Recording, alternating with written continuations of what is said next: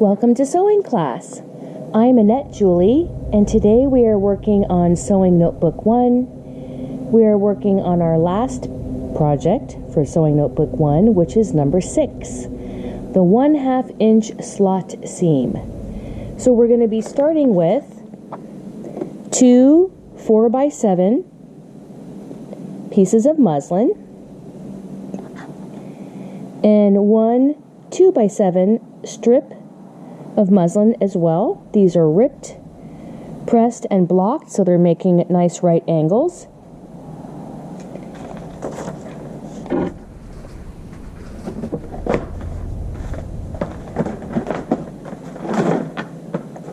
All right, let's go ahead and take our rectangles here, our 4x7s.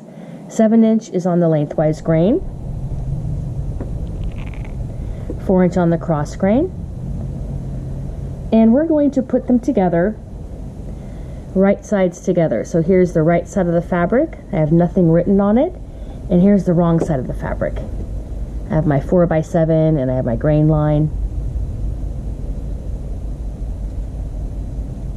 We're going to go ahead and line those up along the edges, and we're going to place 3 pins.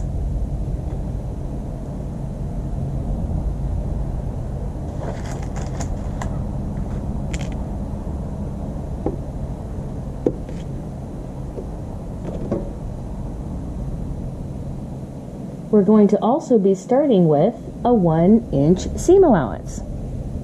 So go ahead and grab your 1x6 inch ruler and a pencil, and let's go ahead and draw a line parallel to the edge here that's 1 inch away so that we have a guide to sew with, and then we're going to place our pins in and we're going to do a basting stitch.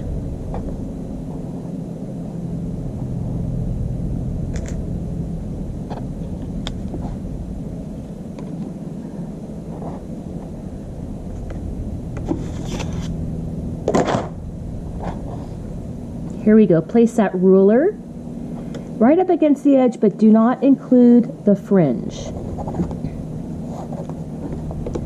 Let's go ahead and draw the full length. There we go, 1 inch away. Now let's go ahead and make sure we line up those top edges. That top edge, that bottom edge, that looks good. Place a pin at the top.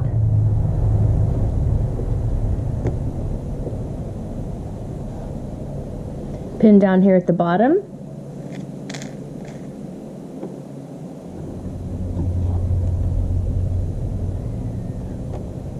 And one right in the middle. Lining up the fringe edges. Looks good. Now we're ready to sew at the top, the back stitch, all the way to the bottom with the back stitch. But we're going to do something a little bit different this time. We're going to take our stitch length and we're going to change it from 2.5 to 3. So let me show you the sewing machine.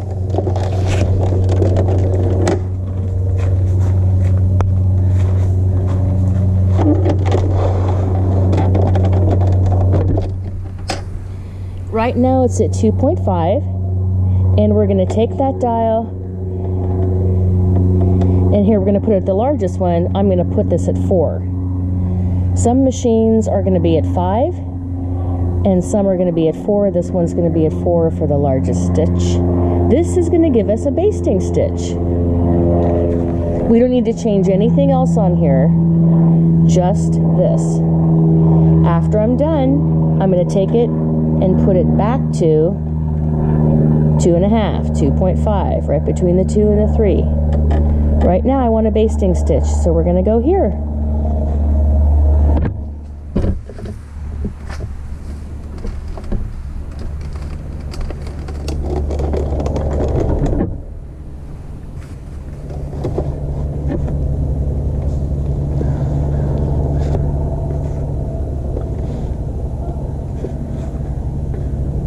Okay, let's go ahead Get those thread legs behind the presser foot. Drop the presser foot down. Get the needle right on the edge and right on our pencil line. It's 1 inch away. And we are on 4 or 5 if you have an industrial machine, or if you have another machine that only ends at 3, it's just a basting stitch.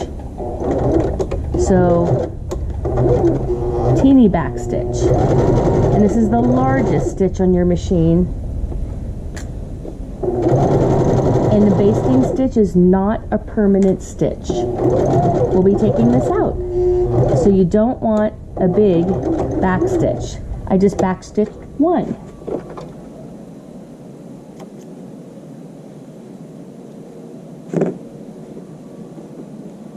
Looks like a regular seam, but here we can see it's much larger.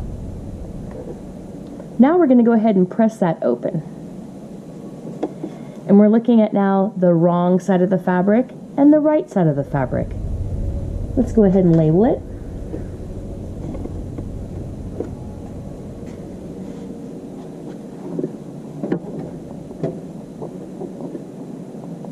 This is where a print would be. And here we are on the wrong side where I have my notes.